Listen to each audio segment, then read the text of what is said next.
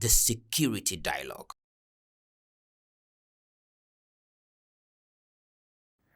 Assalamu alaikum wa rahmatullahi wa barakatuhu. You are welcome to yet another edition of the Security Dialogue on Muslim Television and Media International.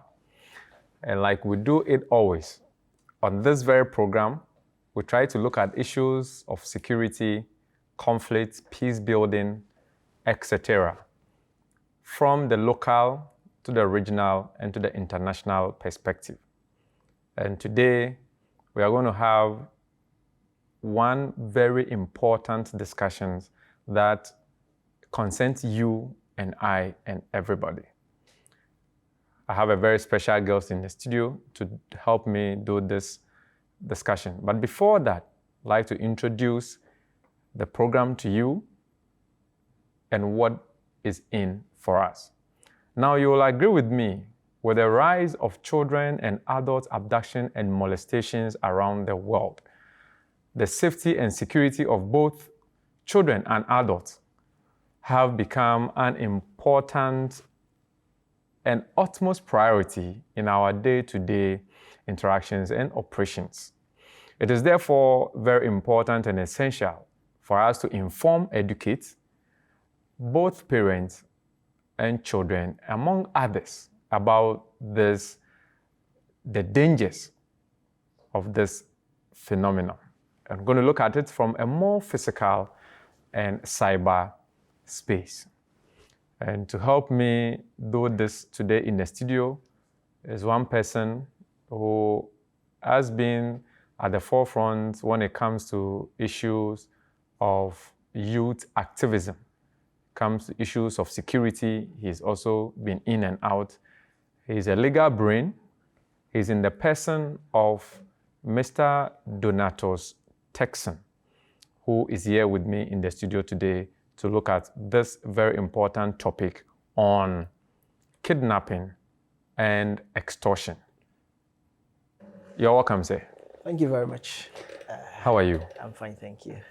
Yeah, I'm sure this is your first time in our studios. Yeah, indeed, the first time in your studio. Wow, And, that's good. You look good, but it's been a while. Indeed, it's true. Yeah. When I was called by you to appear over here, I was like, well, it's a busy day, but I would do my very best to represent. Thank you. And I must say that MTA Africa International is a very beautiful place. You have a very beautiful edifice, and it speaks good about you. Thank you very much. Thank you very much. Yeah. So we're moving straight into the discussions for us to understand the topic for today, which borders on kidnapping, extortion, and all of that we need to. So, but generally, someone will ask, and you are equally having some level of legal background, and also you are also in the managing director for B&B Security Services. So I'm sure you will understand. So generally, when we say security from a legal standpoint, what are we talking about? Okay, thank you very much.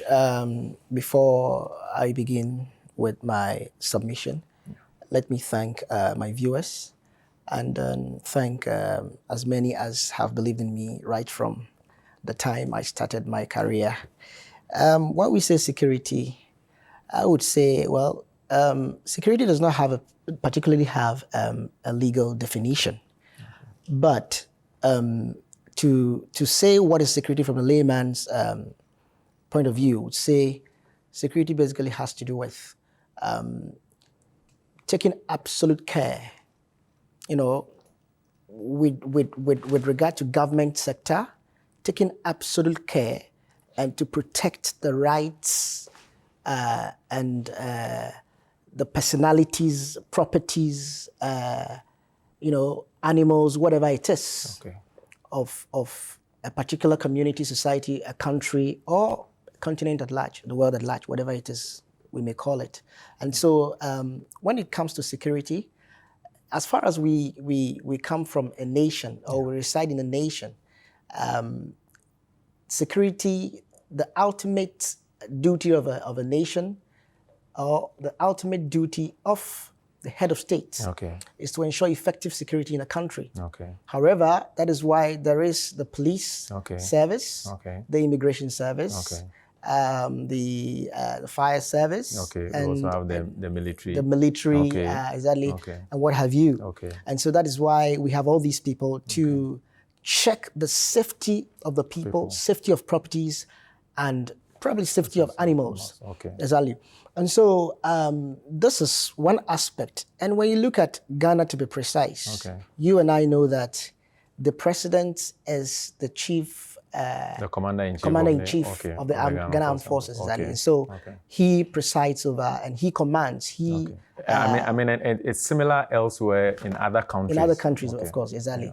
Thank you very much. So that is what it is. Okay. And when we look at security from the from our own space as human beings, naturally, we could say that it has to do with oneself, taking good care of oneself to avoid any external aggression. Okay. Yes, when it comes to a nation, of course, it has to do with to also ensure and to avoid external aggression. Okay. But also when it comes to the individual, okay. It also has to do with not allowing anybody to, unlawfully invade or come to your premises or unlawfully having trespass. access to you. Okay. Trespass. Where in law we say trespass to the person. Okay. Or we are getting some legal term now. or trespass to chattel. Okay. Or we say trespass to chattel, we're talking about trespass to property. Okay. Or trespass to a person's compound. For example, let me move a little bit to the angle of to Ghana, where Reverend Owusu Bempa happens to, according to what is happening in the news, happened to invade in the premises of. Can we, for instance, look at what is happening in Guinea, for instance, to say that it was an invasion or sort of the acts by the coup makers were also part of like invasion into the presidential apparatus or the presidential space. Okay, well, that has to do with Guinea themselves and military, takeovers. Okay. And when it comes to that, there are so many reasons why such insurgencies occurred. Okay, I'm sure. With regard to that, we cannot term it to be maybe sort of trespassing. Trespassing, no. Okay.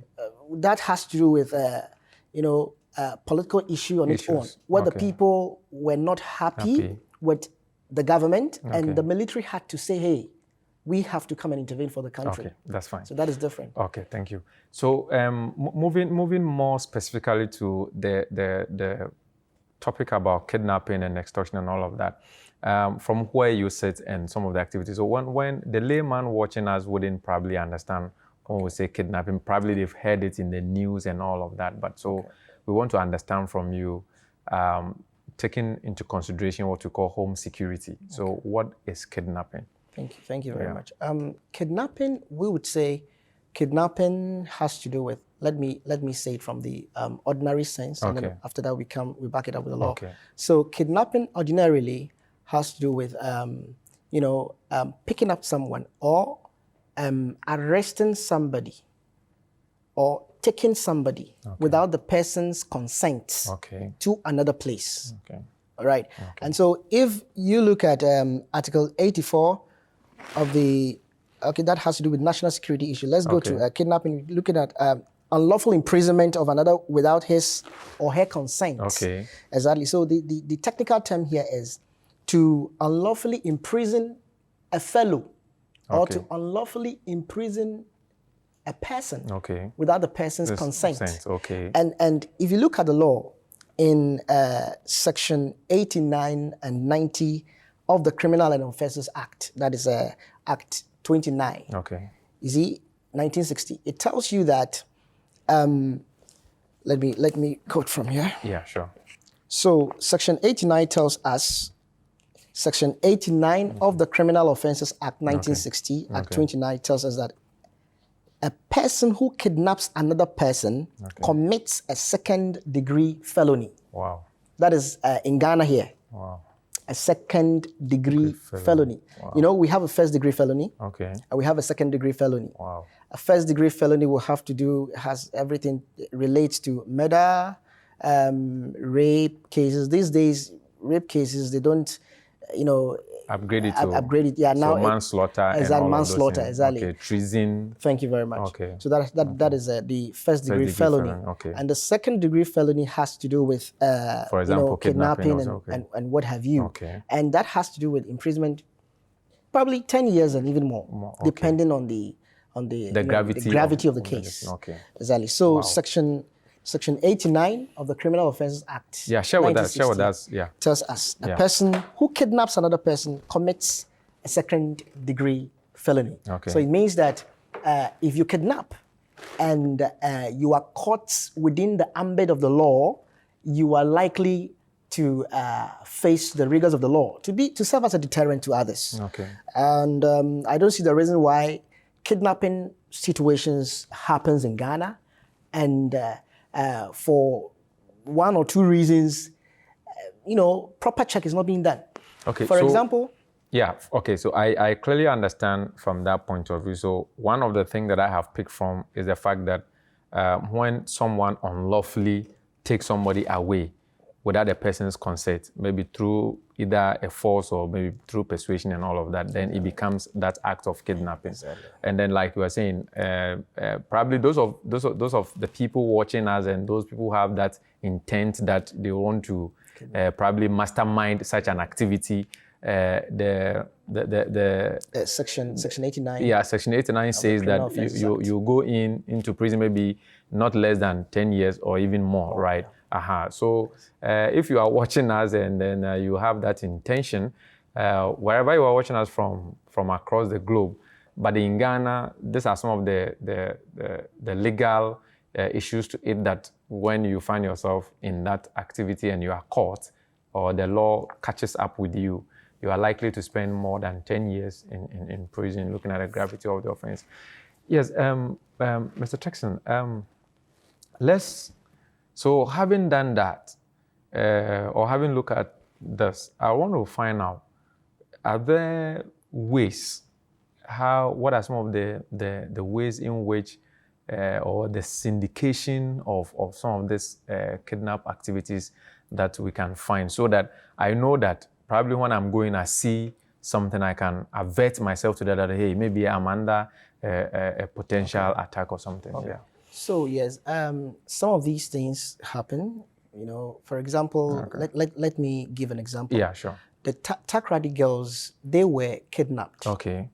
They were kidnapped, and according to source, I heard and read that at a point, the guys who kidnapped the ladies usually come around. Okay. They flash with time. Okay. And so they even, you know, had to induce the ladies that if you want a job, we can offer you a job. Wow. If you want a job, we can offer you a job. And it all boils down to, you know, the economic hardship, where when you are not even up to 18 and parents are not able to take care of you because of simply economic hardship, then it will mean that you have to go hustle and get something to put on the table for you. And sometimes some of these people become vulnerable to this activity. Thank you very much. They become very vulnerable. And so if you look at it, when somebody you hardly know comes your way and tells you that, hey, I can offer you a job, I can do it for you, you don't have to pay any money, just follow me, I can show you where you can get the offer. Just ask the person, where do you come from? Where is your office? Come and see my parents if you are not too convinced, and let us see how best we can get the job for me. You can get the job for me, exactly. And so I feel that is one of the ways, you know. So that is more persuasive. More persuasive, thank you, more persuasive. And then another one has to do with monetary inducement. Okay. Monetary inducement. Nobody would reject monetary offer. Yeah. So if I come to your office and I say, my brother, take this money and then use it for yourself, money, definitely you take it because you know that I'm definitely a responsible person giving you money to do one or two things. And so if I, in the shoes of a kidnapped person, realize that somebody is offering the money, or some sort of inducement. some sort of inducement. Okay. I would take, because me myself, I need money. Yeah. And when it comes to that, normally reason is not the first thing that comes to mind. Reason. Yeah. Rather, what comes to mind is emotion. Okay. Thank you very much. Oh, thank you so much. The first attempt, second attempt, third attempt, then probably the third or fourth. Oh, let's go. I can give you a job again, or I can show you how you can make money, or what have you. And then before you realize, they are pushing you small to that angle. Thank you very much. Wow.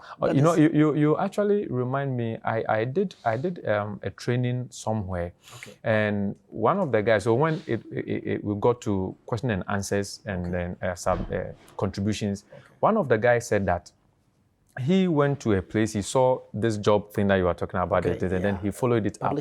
When he went there, and the house is very big with electronic gates, and what they do is that there's a very huge, well-built individual behind this and standing at the gate. So when the door opens up, and it's electronic, so when it opens up and you enter and it locks, I mean, it's like that is the end of you, because they now take you inside and all of that.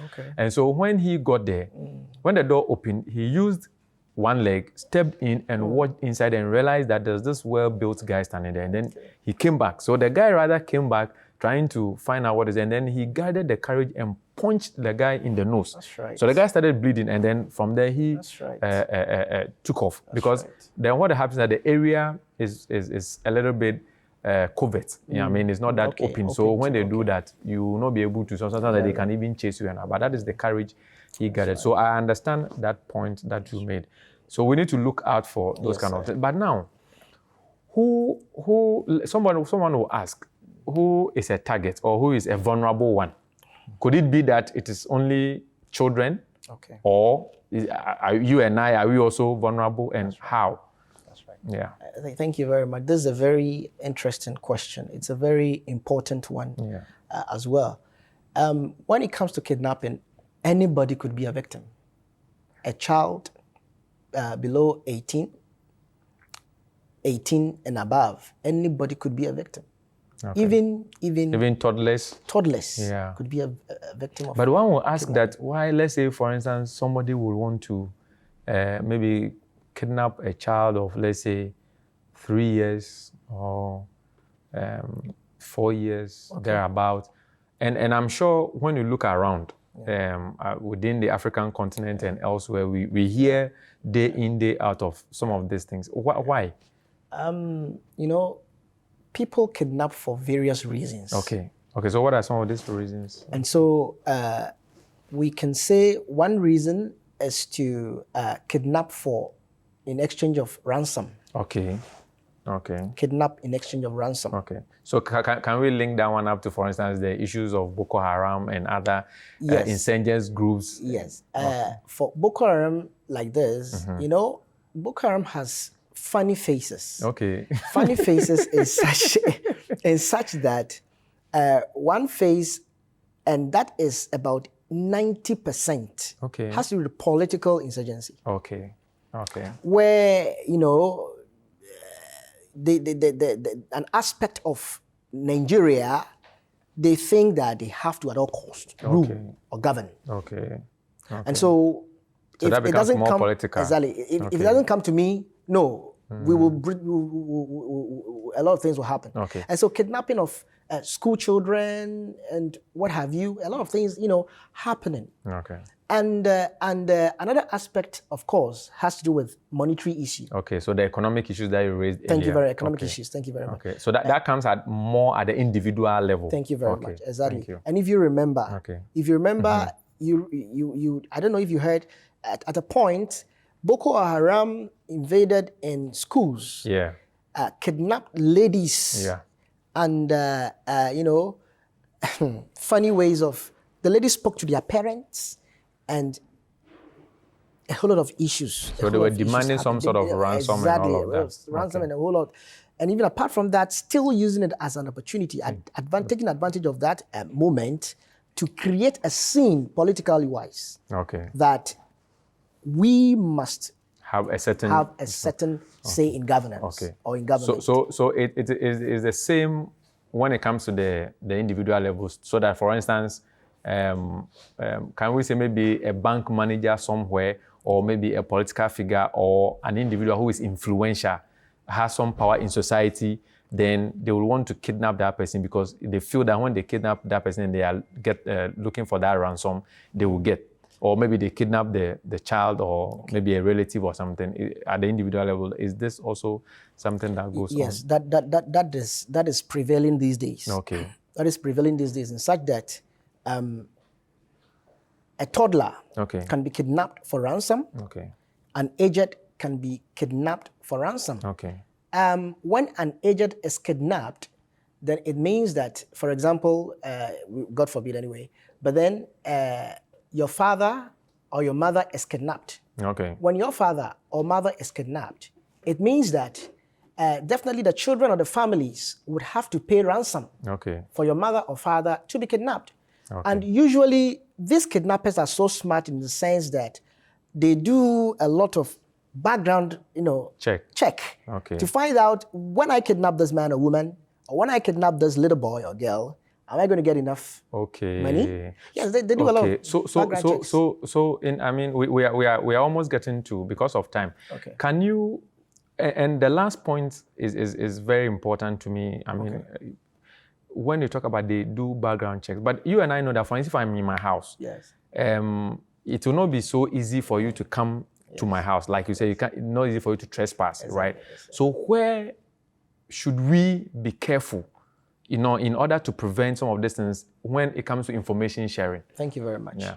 Very wonderful one. And when it comes to information sharing, this is a very powerful one. So it means that these days, because of technology, when you are sharing information outside or even inside, it goes far because of recorders and our phones. Okay. And so it is usually advisable that you don't take your personal information outside. Okay. Because you do not know, or you may not know somebody who may be eavesdropping. Yeah.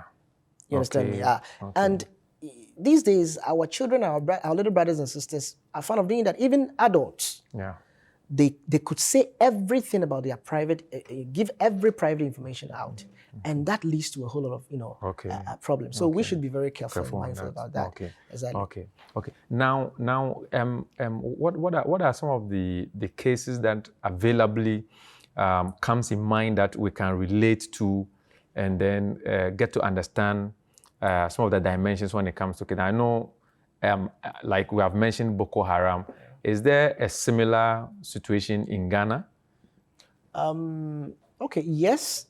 So I mentioned early on that a similar situation of kidnapping, right? Okay, like the Takrady girls. And let me say something before I forget. Yeah. Takrady girls, to be precise, that was not necessarily of monetary inducement. Okay.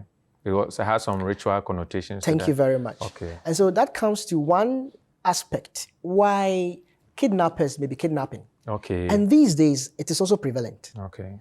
You see, just recently in Mankasim, a pregnant woman was murdered. So for want of doubt, Mankasim is a suburb in Ghana, in the central region, and I'm sure when we have one of our schools, even around there, our movie ship school is around that area. That is where he's talking about. Let's go on. Thank you very much. So, a pregnant woman was murdered just recently. Was it, I think, 2 weeks or 3 weeks ago? Okay. And it happens, according to the information, we realized that it was the son who killed her because of ritual. Wow. That is heinous. He was asked to bring a pregnant woman for sacrifice. Oh, because of some of these economic issues that we're talking about. People want to material things. Exactly. And because he couldn't get outside, he had to use the mother. And so you see, it's a whole lot of issue that is springing out. The mother's head was cut, the baby's legs were cut. Wow. I mean, this is.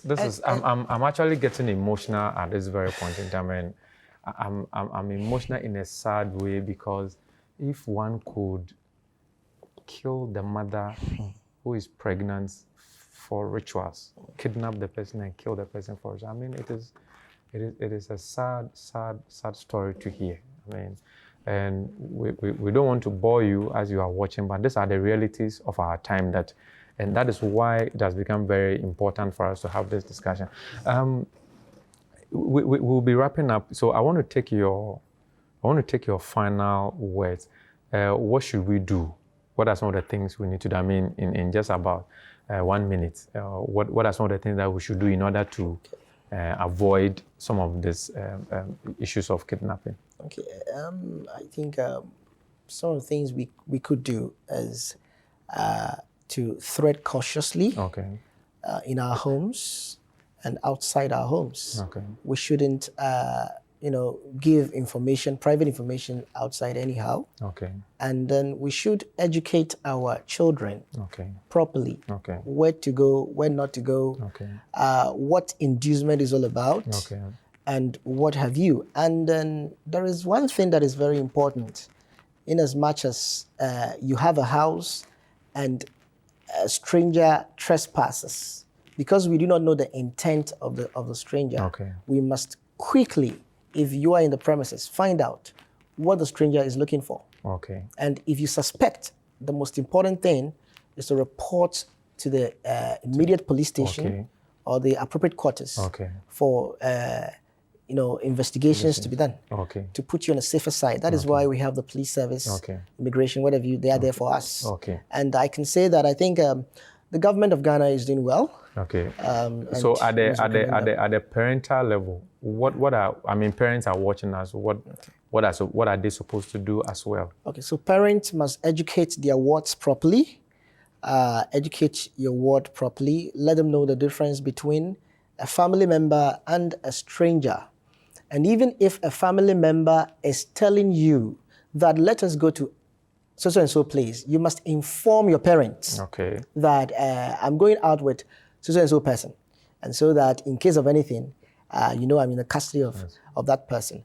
And also let them know that you are responsible for them. You, the parent, are responsible for the children. And so if anybody induces you, or if anybody gives you money, they must mention that A and B gave you money, or A and B gave me money. If a stranger gives money and you don't know the stranger, do not take the money. Wow. Thank you very much. Thank you very much. We've been doing this with Mr. Michael Donatos Texan, who is the Managing Director for B&B Security Services. He's also a legal luminary. He shared with us a lot of perspectives when it comes to issues of kidnapping and some advices that he has given us. And because of time, but of course, we're going to come your way once again. And like we usually do, we try to give you some sort of inspiration from the Holy Quran. And Muslim Television and Media International cuts across the four corners of the globe. And this is our closing scripture or text for today on this very show. It's from Quran chapter 16, verse 91. Quran chapter 16, verse 91. It says that, verily, Allah enjoins justice and the doing of good to others, and giving like kindred, and forbids indecency and manifest evil, and wrongful transgression. He admonished you that you may take heed. So all that we have discussed today is premised on this very text that I have given to you. Be good to others. Do not have evil intent against your brother. And let's stay safe. If you are a parent or any other person, you and I are vulnerable to the issues of kidnapping and abduction and extortion. We should be careful, especially what we share on social media and our interactions on social media. We should be very observant of our immediate environment and external environment as well. And we should be each other's keeper. So we meet same time, same day on Muslim Television and Media International on the Security Dialogue. I have been your host, Sadiq Educhum. Assalamu alaikum wa rahmatullahi wa barakatuh.